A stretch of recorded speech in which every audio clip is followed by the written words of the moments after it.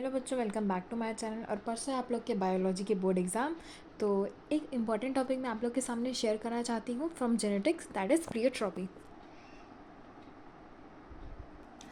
देखते हैं पहले होता क्या है प्लियोट्रॉपी का मतलब। इसका मतलब होता है more than one phenotypic effect of single gene, यानी कि एक ही जीन सिंगल जीन में more than one phenotypic effect आ जाए। तो एग्जाम्पल है सिकल सेल एनीमिया या सिकल सेल हीमोग्लोबिन, और represent like this haemoglobin HB and ऊपर में एक S। So that is the representation you have to make.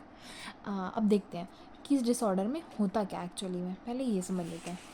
देखिए, हीमोग्लोबिन में दो चेन होता है, अल्फ़ा चेन और बीटा चेन, दो चेन्स होती हैं उसमें। हमको बीटा चेन से काम है अभी, चलो देखते हैं। In this disorder glutamic acid present on 6 position of beta chain of haemoglobin is replace by valine, यानी कि कुछ नहीं है। एक बीटा चेन थी हीमोग्लोबिन की, एक बीटा चेन थी, इसमें ही इसी के 6 पोजीशन में क्या होता था, पहले ग्लूटामिक एसिड नाम का एक आदमी रहता था, पर अब उसने उसकी जगह ले ली वैलिन ने। वही लिखा है, इस डिसऑर्डर में glutamic acid present on 6 position of beta chain of haemoglobin is replace by valine. अब इससे वैलिन के आने से होता क्या है भाई, ग्लूटामिक एसिड के जाने से और इसके आने से इस प्लेस में क्या होता है, तो क्या होता है, वैलिन फॉर्म कर लेता है hydrophobic bond with neighbouring molecule. ये तो गलत है भाई, अपने नेबरिंग के साथ आपको अच्छे से रहना चाहते हैं तो हाइड्रोफोबिक बॉन्ड बना लिए, कैसा बॉन्ड हुआ। तो इससे होता क्या है, शेप ऑफ RBC डिस्टॉर्टेज हो जाता है और कैसा बन जाता है, sickle like. As you can see here, एक हेल्दी ब्लड सेल होता है कुछ इस शेप का, ओवल ओवल शेप का, बट सिकल रेड RBC कैसा होता है, कुछ इस शेप का। तो इससे हो गया RBC का shape distorted and became sickle like.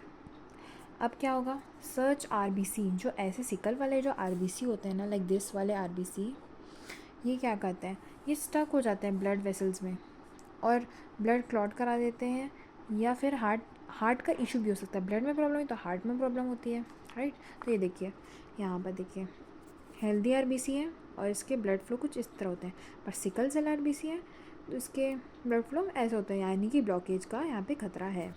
तो वो यहाँ पे मैंने बस इतना ही लिखा है। और यहाँ पे देख सकते हैं आप लोग, नॉर्मल RBC उसका लाइफ स्पैन कितना होता है, 120 डेज़, हम सबको पता है, right. But sickle cell RBC का जो लाइफ स्पैन हो जाता है वो होता है 40 डेज़, जो काफ़ी कम है, यानी कि it creates a huge problem. तो RBC की शॉर्ट लाइफ स्पैन से पेशेंट क्या हो जाता है, बता दीजिए, एनेमिक हो जाता है पेशेंट। तो चलिए एक बार मैं आप लोग को और रिवाइज करा देती हूँ। Pleiotropy is what, only more than one phenotypic effect of single gene. अब देखो, हीमोग्लोबिन में होते हैं दो gene, alpha chain beta chain.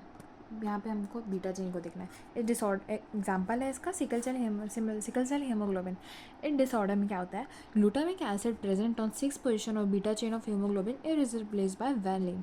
Valine बना देता है hydrophobic bond with neighbouring molecule, तो उसमें शेप हो जाता है डिसऑर्डेड और बन जाता है सिकल लाइक। अब स्ट्रक ऐसे जो सिकल लाइक वाले जो होते हैं ना, ये स्ट्रक हो जाते हैं, ऐसे वाले RBC स्ट्रक हो जाते हैं ब्लड वेसल में, क्लॉट करा सकते हैं, हार्ट इशू हो सकता है। नॉर्मल RBC का लाइफ स्पैन कितना होता है, 120 डेज। सिकल सेल वालों को कितना होता है, 40 डेज। बस बात खत्म, अच्छे से याद कर लेना, शॉर्ट नोट्स में आ सकता है। Thank you.